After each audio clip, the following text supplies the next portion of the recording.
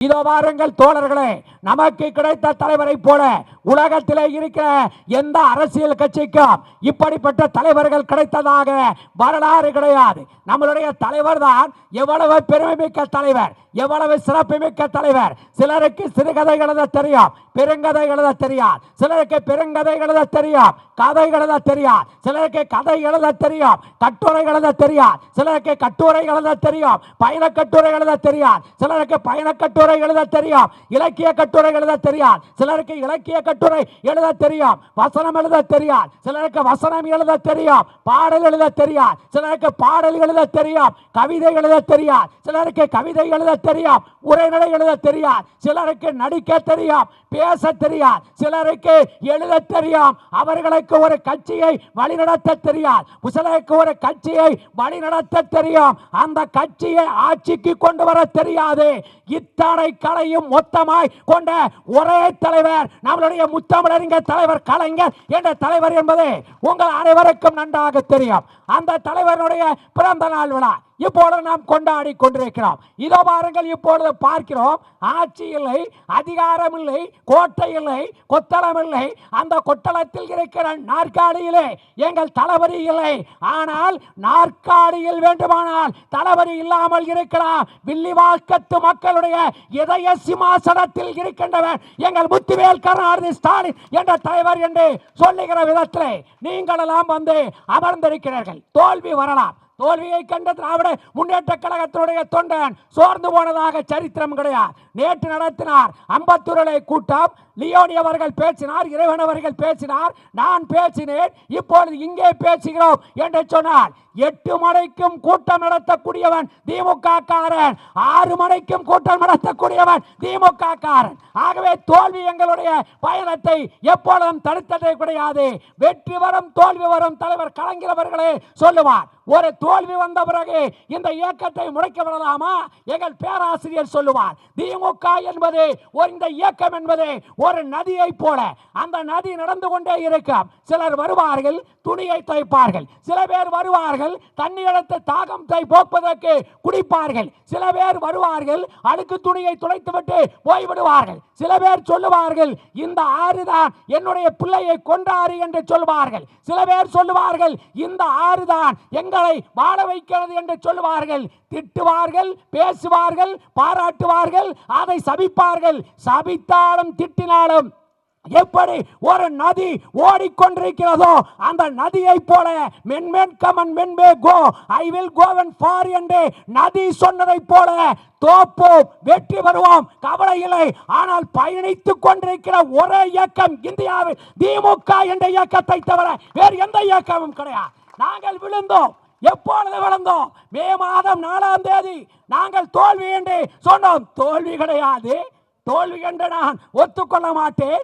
ஏனென்று கேட்டால் இது தோல்வியே இல்லை. எதிலே இருப்பவன் எதிரியாக இருந்தால் நாங்கள் தோத்ததை ஒத்துக்கொண்டிருப்போம். ஒருவேளை ஜெயலலிதா கட்சி வெற்றி பெற்றிருந்தால் தோல்வி என்று நாங்கள் ஒத்துக்கொண்டிருப்போம். குழந்தைகள் விளையாடலாம், குழந்தைகள் விளையாடலாம். ஆனால் என்ன தவறு நடந்தது தெரியுமா? குழந்தைகள் விளையாடலாம், ஆனால் இந்த நாட்டிலே வாக்காளர்களே விளையாட்டி விட்டு போய்விட்டார்களே என்று நினைக்கிற பொழுது வருத்தமாக இருக்கிற பொழுது பல பேர் சொல்லுகிறார்கள், தப்பு நடந்து விட்டது தம்பி என்று சொல்கிறார்கள். தப்பு நடந்து விட்டது என்று சொன்னால் என்ன செய்வது? 5 வருட காலம் நீங்கள் அனுபவிக்க வேண்டியது உங்கள் தலையெழுத்து என்று சொன்னால் அதிலே எந்த வகையான மாற்று கருத்தும் கிடையாது. யாரை தேர்ந்தெடுத்தீர்கள்? எங்களை காட்டிலும் நல்லவரையா? முத்துவேல் கருணாநிதி ஸ்டாலினை காட்டிலும் அரசியல் அனுபவம் உள்ள ஒருவரை தேர்ந்தெடுத்தால் உங்களை நான் பாராட்டி இருப்பேன். யாரை தேர்ந்தெடுத்திருக்கிறீர்கள்? அவருக்கு நிர்வாகம் தெரியுமா? அவருக்கு அரசியல் தெரியுமா? எதிர்கட்சியை தெரியுமா? இல்லை எதிர்கட்சியிடம் எப்படி பேச வேண்டும் என்று அவருக்கு தெரியுமா என்று கேட்டால் எதுவும் தெரியாது. ஆனால் நடிகர் விஜய்க்கும் முதலமைச்சர் விஜய்க்கும் தெரியும் எதற்கடா இவர்கள் நமக்கு ஓட்டு போட்டார்கள் என்று அவர்களுக்கே தெரியாமல் அவரே தவித்துக் கொண்டிருக்கிறார். அவரை பார்த்தால் எப்படி இருக்கிறார்? முதலமைச்சர் என்றால் எப்படி இருக்க வேண்டும்? சிரிக்க வேண்டும் அல்லவா? சிரிக்க வேண்டும். சிரிக்கிறாரா என்று கேட்டால் சிரிக்கவில்லை. ஆனால் ஒரு பெண்ணுக்கு ஆண் குழந்தை பிறந்து விட்டது. அப்பனிடம் சொல்கிறான், அப்பன் சிரிக்கவில்லை, ஆனால் பக்கத்து வீட்டுக்காரன் சிரிக்கிறான் என்று சொன்னால் என்னவென்றால் எங்கோ தப்பு நடந்திருக்கிறது என்ற அர்த்தம். விஜய் சிரிக்கவில்லை, விஜய்க்கே தெரிகிறது இந்த வெற்றி நமக்கான வெற்றி கிடையாது என்பது விஜய்க்கே தெரிகிறது. அவர் சிரிக்காமல் உட்கார்ந்திருக்கிறார். ஆனால் நாங்கள் சொல்லுவது, நாங்கள் என்ன தவறு செய்தோம், என்ன குற்றம் சொன்னோம்? வில்லிவாக்கத்தில் எங்கள் பேராசிரியருடைய மகன் நிறுத்தப்பட்டிருக்கிறார். நிறுத்தப்பட்டு உங்களுக்கு பணியாற்றவில்லையா? ஒரு கார்த்தியை, ஒரு இளைஞரை கொண்டு வந்து நிறுத்தினோம். ஆனால் வில்லனையும் நிறுத்தினார்கள், கதாநாயகனும் நிறுத்தினார்கள். திரைப்படத்தில் கூட கதாநாயகனுக்கு தான் கை தட்டுவார்கள். ஆனால் எங்கள் வில்லிவாக்கத்து மக்கள் தான் வில்லனுக்கு ஓட்டு போட்டிருக்கிறார்கள் என்று நினைக்கிற பொழுது வருத்தமாக இருக்கிறது, எனக்கு வேதனையாக இருக்கிறது. அவர் என்ன மனிதர்? ஆனால் அவருக்கு ஆட்சி வந்து விட்டது, அதிகாரம் வந்து விட்டு நான் வந்து கொண்டிருந்தேன். ஒரு தொலைக்காட்சியினுடைய நிருபர் என்ன முரளி என்றார், அண்ணன் சேகரபாபு அவர்கள் இப்படி ஒரு ஏற்பாடு செய்திருக்கிறார், வாசு அவர்கள் ஒரு ஏற்பாடு செய்திருக்கிறார் என்று சொன்னேன். உடனடியாக அவர் சொன்னார், முரளி இங்கே இந்த நேரத்தில் 4 மணிக்கு சேகரபாபு கூட்டம் நடத்துவதை போல இந்த தொகுதிகளை வெற்றி பெற்று அமைச்சராக இருக்கிற ஆதவ அர்ஜுனா ஒரு திருமண மண்டபத்திலும் ஒரு கூட்டத்துக்கு ஏற்பாடு செய்திருக்கிறார் என்று அவர் சொன்னார். நான் சொன்னேன், புலியை பார்த்து வேண்டுமானால் பூனை சூடு போட்டுக் கொள்ளலாம், ஆனால் பூனை புலியாகி விடாது, ஆதவ அர்ஜுனா சேகரபாபு ஆகிவிட முடியாது என்பதை நீங்கள் எழுதி வைத்துக் கொள்ளுங்கள் என்று சொன்னோம். அவர்களும் அவருக்கு நீங்கள் ஓட்டு போட்டிருக்கிறீர்களே, எந்த அடிப்படையில் ஓட்டு போட்டீர்கள்? நான் கேட்கிறேன் தோழர்களை, இந்த ஏழை பெண்கள் எல்லாம், நாட்டு மக்கள் எல்லாம் நலமாக இருக்க வேண்டும் என்று நாடும் சிந்தித்தவர் தலைவர் தளபதி ஸ்டாலின். நான் இன்னும் சொல்லுகிறேன், எங்கள் தமிழ்நாட்டில் எவர் வேண்டுமானாலும் முதலமைச்சராக வரலாம். அண்ணா மரணத்தோடு இருந்தார். மரணத்தோடு இருக்கிற பொழுது தாய் திருநாட்டு தமிழ்நாடு என்ற பெயர் சூட்ட வேண்டும் என்று சட்டமன்றத்திற்கு போனார். அண்ணா சொன்னார், நான் வரக்கூடாது என்றார்கள், பேசக்கூடாது என்றார்கள், ஒலிபரிக்கு முன்னால் இருக்கக்கூடாது என்றார்கள். பேராசிரியர் கலைஞரும் மதியழகனும் என்னை வராதீர்கள் என்றார்கள்.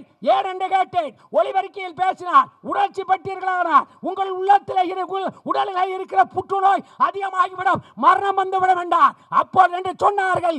இருந்தாலும் நான் வருவேன் என்று சொன்னேன். ஏன் தெரியுமா? என் தாய் திருநாட்டுக்கு தமிழ்நாடு என்று பெயர் வைத்து அண்ணாதுரை செத்தாலும் எனக்கு மகிழ்ச்சி என்று சொன்னார். சொல்லிவிட்டு அண்ணா சொன்னார், இந்த ஆட்சி இருக்கிறது அல்லவா, திமுக ஆட்சி, நான் உட்காரலாம், உட்காராமல் போகலாம். நாளை ஒருவர் வந்து இந்த நாற்காலியிலே காங்கிரஸ் உட்காரலாம், கம்யூனிஸ்ட் உட்காரலாம், என் சித்தாந்தத்துக்கு பேருக்கு எதிராக இருக்கிறவர்கள் உட்காரலாம்.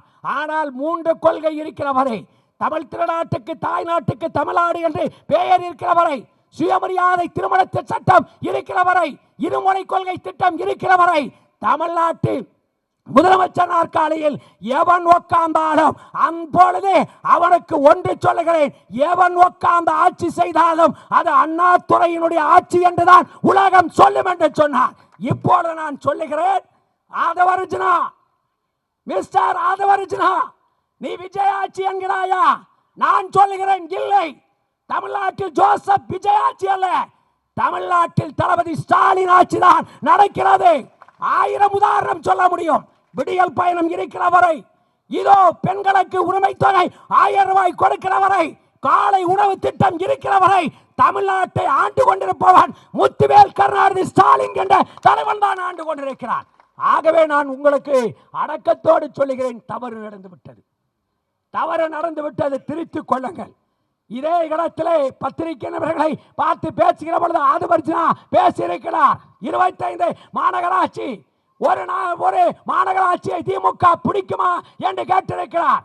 மிஸ்டர் ஆதவ அர்ஜுனா, ஏமாந்து விட்டோம்.